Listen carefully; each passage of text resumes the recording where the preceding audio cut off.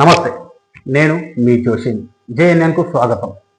PCC ఆధ్వర్యంలో తెలంగాణ రాష్ట్ర Congress party వ్యవహారాల ఇన్ఛార్జ్ మీనాక్షి నటరాజన్ ద్వారా జనహిత పేరుతో ఆరంభించినటువంటి ఈ యొక్క పాదయాత్రకు సంబంధించిన పథకాలు జనాలకు అందుతున్నాయా, ప్రభుత్వం పట్ల ప్రజల్లో ఏ విధమైనటువంటి అభిప్రాయం ఉంది, ప్రజల సమస్యలేంటి తెలుసుకునేందుకే ఈ యొక్క పాదయాత్ర చేపట్టడం జరిగింది అనేటటువంటిది విస్తృతంగా కాంగ్రెస్ పార్టీ ప్రచారం కల్పిస్తున్నటువంటి పరిస్థితి. కానీ వాస్తవాలు చూసినట్లయితే అందుకు కొంత భిన్నంగా ఉన్నట్లు తెలుస్తుంది.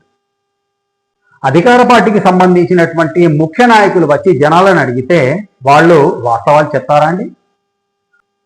అవకాశాలు చాలా తక్కువగా అని చెప్పవచ్చు. ఎందుకనంటే మంది మార్బలంతో అధికారులు, పోలీస్ సెక్యూరిటీ ఇదంతా కొంత నానా హంగామా ఉండేటటువంటి పరిస్థితి ఉంటుంది. ఈ యొక్క పరిస్థితుల్లో సాధారణ జనం దగ్గరికి వెళ్ళి మీకు పథకాలు అందుతున్నాయా అని అంటే ఎవరైనా నిజంగా పథకాలు అందనటువంటి ప్రజలు ఉన్నప్పటికీ కూడా వాళ్ళు లేదు మాకు అందట్లేదు అని చెప్పేటంత ధైర్యం చేస్తారా అనేటటువంటిది ఒక ప్రశ్న.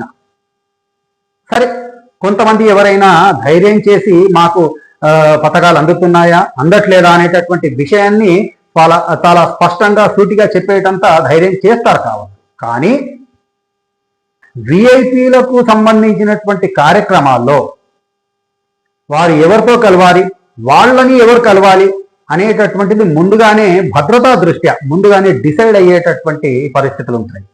ఈ కోణంలో చూసినట్లయితే జనహిత పాదయాత్రలో భాగంగా మీనాక్షి నటరాజన్ టిపిసిసి అధ్యక్షుడు, అలాగే ఇతర ప్రజాప్రతినిధులు కావచ్చు, ఆ యొక్క జనహితకు సంబంధించినటువంటి ముఖ్యుల బృందం అందరినీ కూడా కలిసేటటువంటి వాళ్ళు ముందుగానే ఎంపిక చేయబడినటువంటి జనాలు ఉంటారు అనేటటువంటి విషయాన్ని మనకు కొంత స్పష్టం చేస్తున్నటువంటి పరిస్థితి.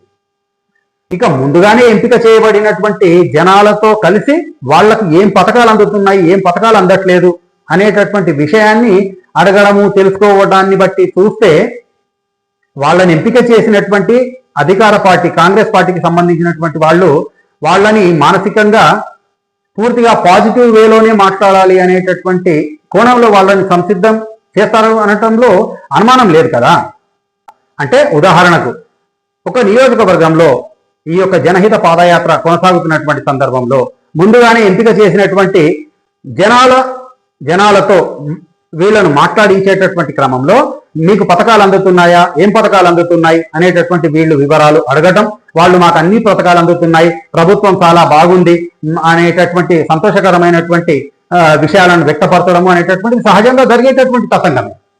ఈ యొక్క అంశాన్నే రాష్ట్రంలోని జనాలందరికీ కూడా ప్రభుత్వ సంక్షేమ పథకాలు చాలా విస్తృతంగా అందుతున్నాయి, అర్హులైన వారు ఏ ఒక్కరు కూడా పథకాలకు దూరంగా లేరు అనేటటువంటి విషయాన్ని చాలా భూతద్దంలో చూపించడం ద్వారా స్థానిక సంస్థల ఎన్నికల్లో లబ్ధి పొందాలన్నటువంటి ఒక ఆలోచన, పథకం అనేటటువంటిది ఈ యొక్క జనహిత పాదయాత్రలో మనకు కనిపిస్తున్నటువంటి పరిస్థితి. ఇటువంటి మరిన్ని విషయాలపైన విశ్లేషణల కోసం జేఎన్ఎన్ ఛానల్ను సబ్స్క్రైబ్ చేసుకోండి. అలాగే వీడియోలను లైక్ చేయండి, 10 మందికి షేర్ చేయండి. జై హింద్.